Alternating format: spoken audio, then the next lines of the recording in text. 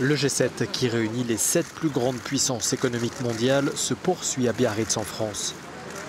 La journée de dimanche a été marquée par la venue surprise du chef de la diplomatie iranienne reparti en début de soirée. Mohammad Javad Zarif a rencontré Emmanuel Macron ainsi que le ministre français des Affaires étrangères et des représentants allemands et britanniques. Selon Paris, la venue du ministre iranien s'est faite en accord avec les États-Unis et les discussions sur le nucléaire ont été positives.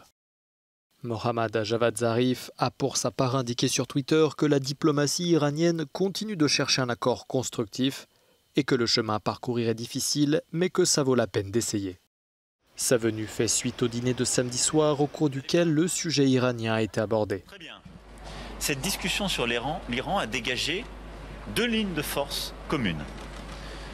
Premièrement, aucun membre du G7 ne veut que l'Iran ne puisse jamais avoir l'arme nucléaire.